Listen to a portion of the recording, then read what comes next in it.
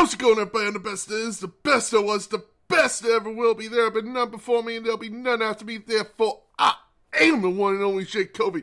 And welcome to Wrestling Made Simple. We got an action-packed week this week with the news of the week, followed by your SmackDown review, and then a review of Royal Rumble 2023. It was a good one, ladies and gentlemen.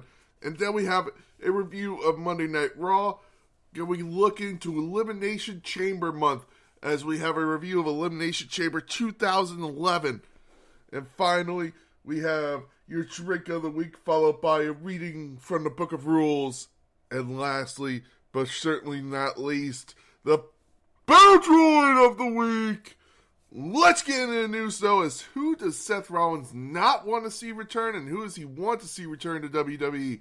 Seth Rollins has said he does not want to see CM Punk back in the ring in WWE. He has said goodbye, keep the cancer away from WWE.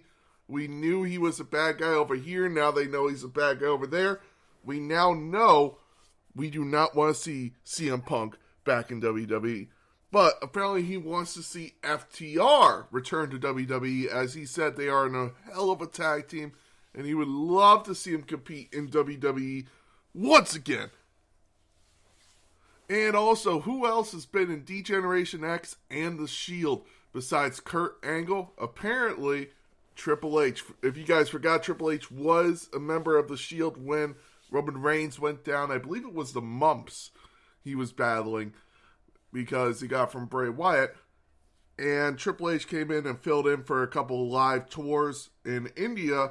So that was always cool to see. It was cool to see Triple H and D-Generation X and The Shield. So that's a really funny one to see, Triple H in the vest. And finally, who is being compared to China and is very happy about it? Apparently, Rhea Ripley has been compared to China, saying she would like to go after your Intercontinental Championship, and said anything I could do to be compared to China is awesome. I'm a huge China fan.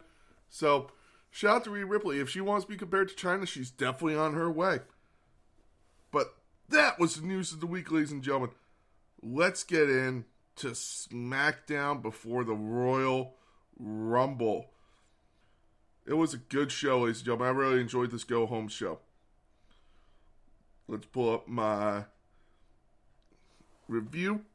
It kicked off with Rey Mysterio versus Karrion Kross. Now, this was the down part of the show of apparently Rey Mysterio would injure himself in this match.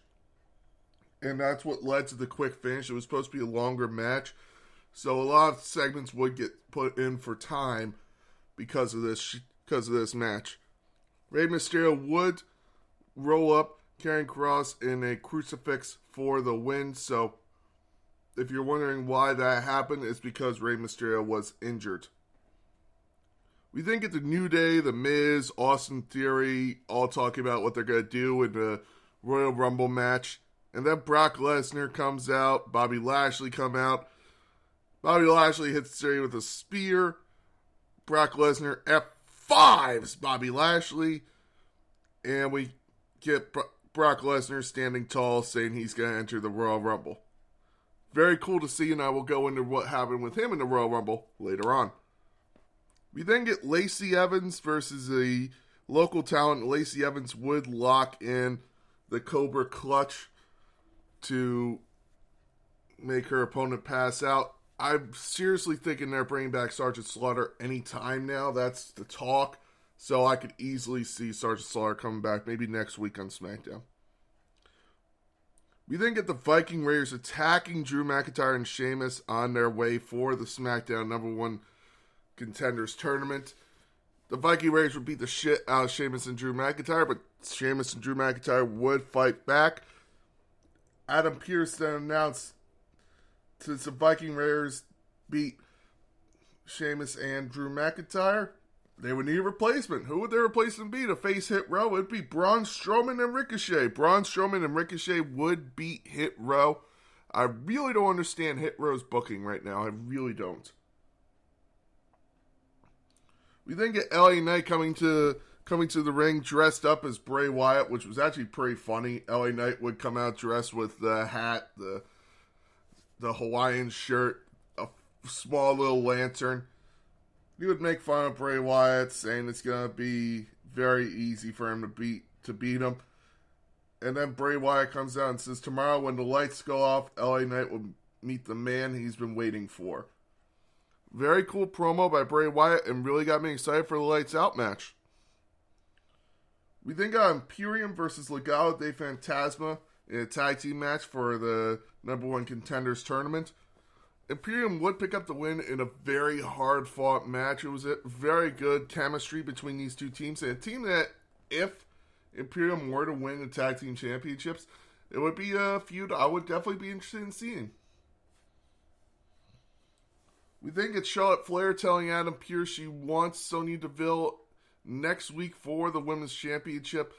Adam Pearce granted her match, so next week we get Charlotte Flair versus Sonya Deville. And finally, we get Kevin Owens versus Solo Sikoa, which ended in no contest as there was just so much weaponry, so many people attacking each other. Sami Zayn would come out and would try to help Solo. Solo would super kick Sami Zayn. It was okay. It made me excited for the main event of the Royal Rumble, but at the same time, I was like, alright, he could have done better. He could have done better than that. Speaking of the Royal Rumble, the Royal Rumble was awesome. I gotta say, I enjoyed every minute of it, except for the Hardy concert. That Hardy concert kind of sucked. We got the 30-man Royal Rumble to kick it off with Gunther entering first versus Sheamus. That was awesome. Gunther would stay in there for over an hour and 11 minutes. That is a new Royal Rumble record. He would last until the end to be eliminated by the eventual winner, Cody Rhodes, who would enter at 30. Brock Lesnar would enter at number 12 and be eliminated by the next entrant, Bobby Lashley. He would get a stare down with Gunther to kind of start maybe that feud for WrestleMania, which is being talked about. Really did make me smile. And apparently the talk is it will be Bobby Lashley and Brock Lesnar at Elimination Chamber, and then they start the Gunther feud for WrestleMania. Booker T would be a surprise entrant. Booker T would actually enter at 21. That was very cool. You get a surprise entrant of Edge as well, which was awesome. And Logan Paul would also make his return at 29. He would eliminate Seth Rollins. The talk is now, oh God, Seth Rollins versus Logan Paul at WrestleMania. Now looking forward to that one, ladies and gentlemen. Cody Rhodes would enter at 30th and would win. He would eliminate Gunther last to win the Royal Rumble, but I always loved this. I thought this was awesome. It was a star-making moment for Gunther, in my opinion. I mean, people are saying he was already a star, which is true, but I really felt this was the moment we'll look at and we'll be like, that's it. That's when they put their shine on Gunther. They truly, in my opinion, make Gunther a star here. We then get the pitch black match of Bray Wyatt versus LA Knight. It was a lot of neon, as they said. I didn't mind this match. People were saying it was the worst match of the night. I don't know. I thought it was alright. I didn't think it was terrible. The finish was definitely botched. Pat McAfee returning to commentary was awesome for the whole show. By the way, I gotta say that because he had the line of the night here of Uncle Howdy. So Bray Wyatt would beat LA Knight, and Bray Wyatt would then place LA Knight on the stage where Uncle Howdy would be standing on top of the Titantron for a dive off the top. And it was very funny. You had, I'm trying to remember, Pat McAfee say, "What the hell is that thing?" And Michael Cole would say, "That's Uncle Howdy." And Pat McAfee would go, "Well, howdy do you, sir? Welcome to Texas." And I laughed my ass off when I heard that line. That was priceless. That would cause the botch of the night, though, as Uncle Howdy would miss LA Knight by over 5 feet, basically. That was the worst part of the night, but still fun match. I enjoyed it.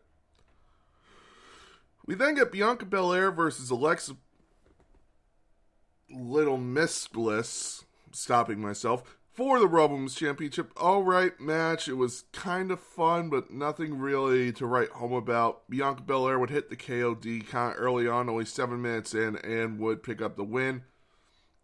Little Miss Bliss's old Bray Wyatt entrance would kind of play for a second, and then it would cut to black. I don't know what the plan is for Bliss, but I'm excited to see it. We think that the Women's Royal Rumble match is Rhea Ripley would enter in at number 1. Liv Morgan would enter in at number 2. And this was a great Women's Royal Rumble. You would have Dana Brooke, Emma, Shayna Baszler, and Bayley all come in. Then you would have B-Fab, Roxanne Perez. Zoe Stark would be a surprise entrant, which was awesome. You would have Asuka come in her old crazy persona of her kind of Joker-ash kind of. And people, I forget the YouTuber's name, but I'll give him credit where credit's due. This guy predicted everything down to, except for Bliss entering the Royal Rumble, he predicted it all. Piper Niven would enter and drop the Dewdrop name, and the guy predicted that too, so I'm going to start listening to that guy. Chelsea Green would come in and would be eliminated in 5 seconds. Great return to the company, great return. Indy Hartwell would debut in this match, which was awesome. And then we get the 30 entrant. The worst possible entrant, in my opinion, Miss Nia Jax would return to the company. That's right, Nia Jax is back in WWE. No one wanted to see her back. No offense, I hate being that guy, but that was awful. That was fucking awful. Nia Jax should not be back in WWE. You would get Rhea Ripley last eliminating Liv Morgan in a great moment. Rhea Ripley and Liv Morgan having a great match. Both of them star-making performances here. I wouldn't be shocked if Liv Morgan wins the Elimination Chamber to go on to face Bianca Belair for the Women's Championship. Although I think it's going to be Asuka, but still. Great star-making moment for Liv Morgan. And your main event, you would have Roman Reigns versus Kevin Owens in a great match. Unbelievable brutality in this match. Roman Reigns would actually slam KO's head onto the stairs. Unbelievable. Sami Zayn would finally turn on Roman Reigns in the post beatdown. He would say, this isn't right. We gotta know when to stop. We need to know when to stop. And Roman Reigns would say, yeah. And then he hands Sami a chair and says, do it. End him. I want this over with. You want this over with. Become part of the bloodline officially. And Sami Zayn would then hit Roman Reigns with a chair. Jimmy would super kick Sami, but Jay wouldn't do it. He would stand in the corner shaking his head, and then would roll out of the ring and post it on Twitter and Instagram. He's out of the bloodline. He's done. And he posted a picture of him and Roman at Clash. I'm trying to remember. Was it Clash of Champions? I believe it was Clash of Champions Gold Rush. He posted a picture of them fighting and said, let's run it back.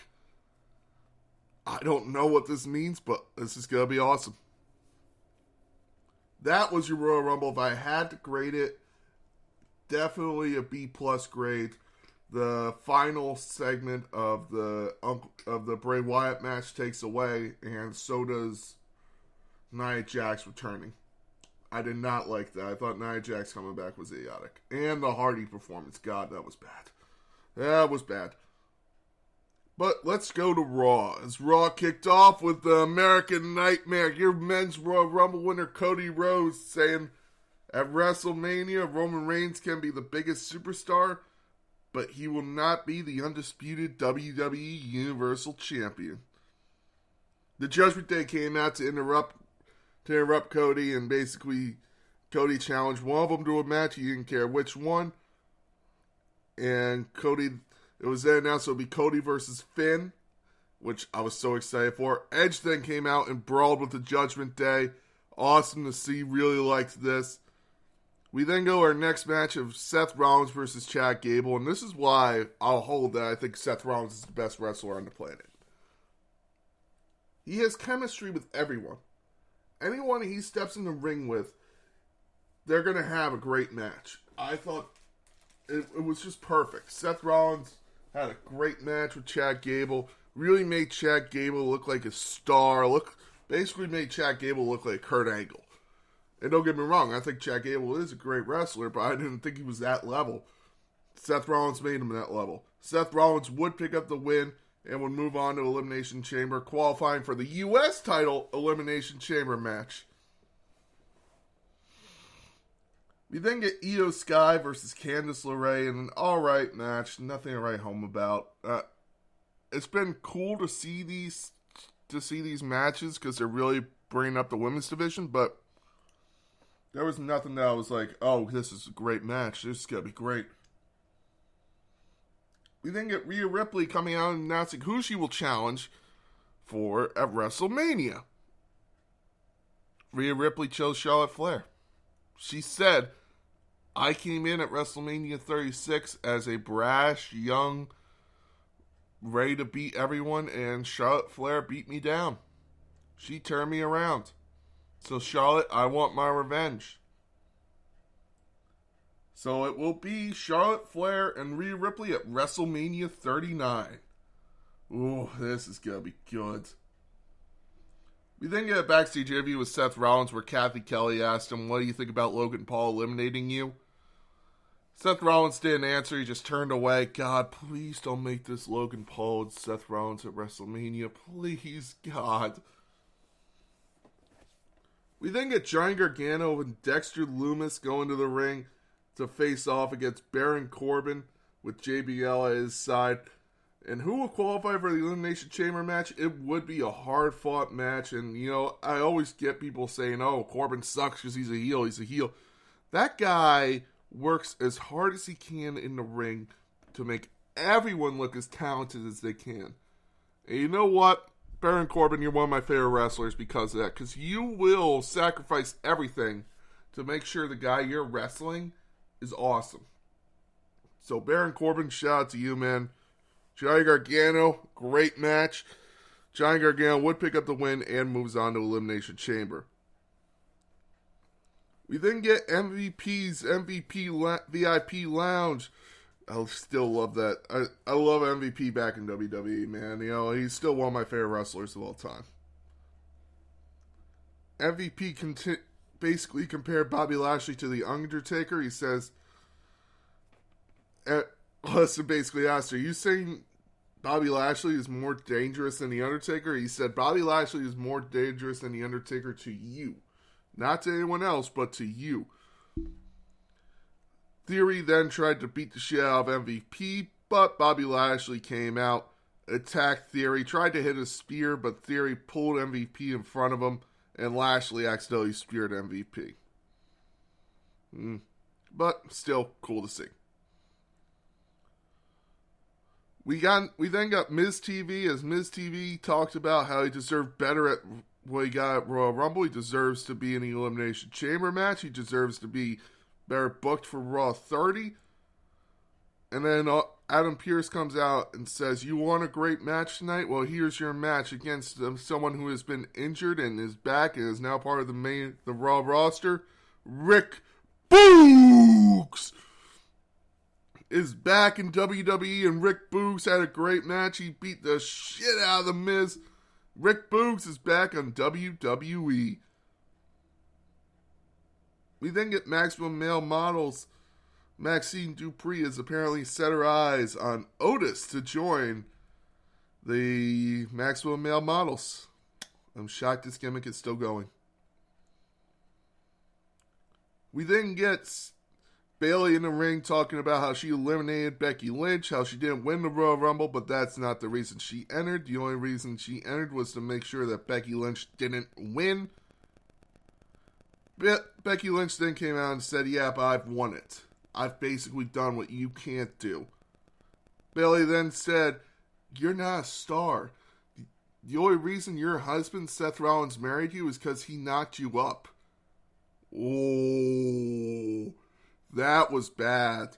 Becky Lynch challenged Bayley to a steel cage match on Raw and dragged out Dakota Kai with a steel chair around her ankle and said if she didn't accept, she would destroy Dakota Kai's ankle.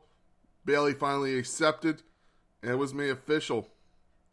Bayley and Becky Lynch next week in Orlando in a steel cage. It was also made official that Bianca Belair's WrestleMania 39 opponent will come from the Elimination Chamber. 4 women have already qualified because they were the last in the Elimination Chamber. Raquel Rodriguez, Liv Morgan, Nikki Cross, and Asuka. The final 2 spots then will be decided in a fatal 4-way next week of Mia Yim, Candice LeRae, Piper Niven, and a returning Carmella. Carmella would show up and would be awesome to see her back in WWE. She has been written off TV for a while, so great to see her back. Chelsea Green would also come in and talk about her backstage accommodations. Chelsea Green, I guess this is her character of complaining about things. Apparently people were saying it's going to be a Karen gimmick. I don't know. Alright, let's see where this goes. But Carmella is back. She was interrupted by Asuka, who was breathing out the blue mist from her, kind of from behind her teeth. So I don't know where it's going with Asuka, but I'm actually excited for this one. We then get Bronson Reed versus Dolph Ziggler for the United States title Elimination Chamber match. Bronson Reed would defeat Dolph Ziggler. Cool match. Bronson Reed picking up the win. Really did enjoy that. The last 2 Elimination Chamber spots will be decided between Elias and Montez Ford. And Damian Priest versus Angelo Dawkins. Awesome to see that. These are going to be fun matches, and I'm excited for the Chamber. I'm really excited for the Chamber. Chamber is definitely besides WrestleMania, my favorite pay-per-view of the year. I love the Elimination Chamber. It is awesome to me. Such a cool concept for my opinion. We then get your main event of Cody Rhodes versus Finn Balor. Cody Rhodes would beat Finn Balor as Edge would come out during the match and lay out Damian Priest and Dominic. Rhea Ripley would try to attack Edge, which led to Beth Phoenix coming out and spearing Rhea. This led to a distraction for Finn, who was about to hit the coup de grace on Cody. Cody would then hit 3 crossroads on Finn Balor to pick up the win. So Cody Rhodes picks up the win to send the crowd home happy in a great post-Royal Rumble Raw. Very fun. I am very excited for what WrestleMania is building up to. Speaking of which, let's take a look at the card as I see it right now. So far, I see Seth Rollins versus Logan Paul. Ugh. Confirmed, Cody Rhodes versus Roman Reigns and Rhea Ripley versus Charlotte. I see that. Bianca Belair versus Asuka. The Usos versus Sami Zayn and KO, which I may change. Now, this is something I posted on Twitter. I don't know if anyone saw. But I posted it would be cool to see KO, Sami Zayn, and Jey Uso versus Roman Reigns, Solo Sikoa, and Jimmy Uso in the main event of WrestleMania Night 2. And people were like, oh, you forgot about Cody. No, Cody and Roman Reigns go Night 1. There you go. Now you have your main event set. That's what I could see happening. Gunther versus Brock Lesnar for the IC title. I completely see that one happening. Apparently it's been almost confirmed, not by WWE TV, but by all the insiders. Austin Theory versus John Cena for the US title. I would love to see that one. I really would. Finn Balor versus Edge. I think that would be a Hell in a Cell match if they do it at WrestleMania. I would love to see that. Rey Mysterio versus Dominic Mysterio. All but confirmed, apparently. Bray Wyatt versus Uncle Howdy. Completely see that one. Becky versus Bayley. I see that one. I don't know who Bobby Lashley would fight. I really don't. And I don't know who Karrion Kross would fight. Maybe they would fight each other. But that's the card so far as I see it for WrestleMania. I think we'll get a little more build to it going in. I think we'll see the cards start to shape up after Elimination Chamber ends. Of course it will shape up after Elimination Chamber ends. But I think we'll see more kind of in the weeks building to Elimination Chamber. We'll start to put it together. Let's move on to Elimination Chamber 2011. Elimination Chamber 2011 from Oakland, California. One of the reasons I chose it. Oracle Arena. The attendance of 11,000 people. 212,000 buy rates. Very cool picture featuring Edge basically gnawing at the Elimination Chamber. It would start off with a dark match between Daniel Bryan and Ted DiBiase for the United States Championship. Daniel Bryan would retain his U.S. title. We then get Alberto Del Rio versus Kofi Kingston, who I believe was the IC title. Yeah, was the IC title holder at the time. So Alberto Del Rio would beat Kofi Kingston and would go on to face Edge at WrestleMania for the WWE World Heavyweight Championship. Which brings us to our next thing. Edge defending his World Heavyweight title inside the Elimination Chamber for 31 minutes. He would be the first entrant, and Rey Mysterio would be second. It would be Wade Barrett who would be eliminated by Big Show, who was replacing Dolph Ziggler, who Teddy Long had fired. Big Show would then be eliminated by Kane. Drew McIntyre would then be eliminated by Kane. Cool to see a young Drew McIntyre in this, when Drew McIntyre was pitched as the next big thing. Kane would then be eliminated by Edge. Rey Mysterio would then be eliminated by Edge, leading to Edge retaining his title inside the Elimination Chamber. We then get a tag team match of the Core. Remember that? Remember that fucking group? Of Heath Slater and Justin Gabriel with Ezekiel Jackson. The other member of the Core was Wade Barrett, who would be inside the Elimination Chamber for the World Heavyweight title. So the Core, Heath Slater, Justin Jackson versus Santino Marella and Vladimir Kozlov with Tamina Snuka as their manager. Yeah, remember this? Remember this time in WWE? The Core would pick up the win and would win the tag team titles from Santino and Vladimir Kozlov. God fucking damn it. We then get The Miz versus Jerry Lawler for the WWE Championship. Yeah, that's right. The Miz versus Jerry Lawler. Excuse me. Versus Jerry Lawler for the WWE Championship. You would have Michael Cole interfere and The Miz would retain his title. This would lead to Jerry Lawler versus Michael Cole at WrestleMania. God fucking damn it.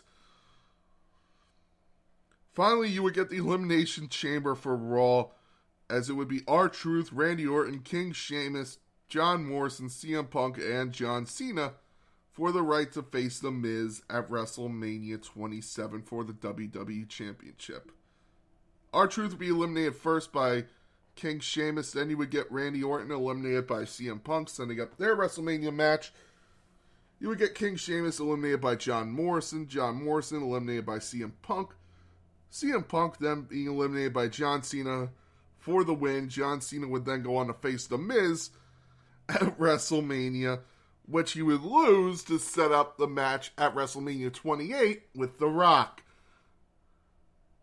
Did you get all that? Because god damn it, is it confusing. This is one of the worst Elimination Chamber pay-per-views ever. If I had to give it a grade, B, D-. And it's weird to see the Elimination Chamber continuing after this. Had a great opening Elimination Chamber match at SmackDown. Great match. And Alberto Del Rio having a good match as well. But besides that, God, how did the Elimination Chamber continue after this? You think they would have just saw it and would have just went, would we really just put on that show? I mean, no offense to Jerry Lawler. Hall of Famer, changed wrestling. We wouldn't have wrestling where it is today if it wasn't for Jerry King Lawler and his feuds with Andy, the comedian from Saturday Night Live. We wouldn't have had anything if it wasn't for Jerry Lawler. WrestleMania wouldn't have happened, I guarantee you. But, oh, God. These matches, ugh. I need a drink. And speaking of a drink, here's a drink of the week, ladies and gentlemen. The Blue Frog Cocktail. I'm going to try for Elimination Chamber. It's going to be a lot of Long Islands and Adios motherfuckers because I want to have 6 ingredients or more in the drink. I think that'll be a very cool one. So, the Blue Frog Cocktail. This is one I've never done, but it sounds delicious. Half ounce vodka, half ounce rum, half ounce gin, half-ounce tequila, half-ounce triple sec, and a half-ounce of blue curacao. You're going to top with Red Bull and garnish with an orange slice and a cherry. So you're going to fill the tall glass with ice, pour in your vodka, rum, gin, and tequila, add the triple sec and blue curacao, top with your energy drink, probably Red Bull, and then you're going to garnish it with an orange slice and a cherry. Please, God, drink this responsibly. Do not overconsume on alcohol. Do not drink and drive. Do not drink if you are under 21 in the United States. And do not overconsume on alcohol. And that is your drink of the week, ladies and gentlemen. And now a reading from the Book of Rules. A letter from Roddy Piper to WWE Management. Piper's Pit, possible guests. Andre, the Giant Oaf. Ricky, I'm Dragon Steamboat. Stupid Fly, Jimmy Snuka. A letter from Roddy Piper to WWE Management, and a reading from the Book of Rules. And now, everybody, it is time for the Battle Droid of the Week. The Battle Droid of the Week is very simple. I mentioned it in my Royal Rumble review. Nia Jax. Who in the fuck thought this was a good idea to bring back Nia Jax? Now, I hate being this guy. I believe everyone deserves a chance. Everyone deserves 2 chances in life to get it right. But when you injure as many people as Nia Jax had, fucked up as many storylines as Nia Jax has, just completely fucked up WWE as many times as Nia Jax has. Alright, time to call it. So, Nia Jax, you are the Battle Droid of the Week. Congratulations. Uh-oh. Ladies and gentlemen, thank you very much for listening. I have been the Big Guy. Make sure to enjoy NXT Vengeance Day this Saturday. And then, in 2 weeks, we are at Elimination Chamber, the final stop on the road to WrestleMania. So, here we go. Let's get building to WrestleMania in SoFi Stadium. Have a great week.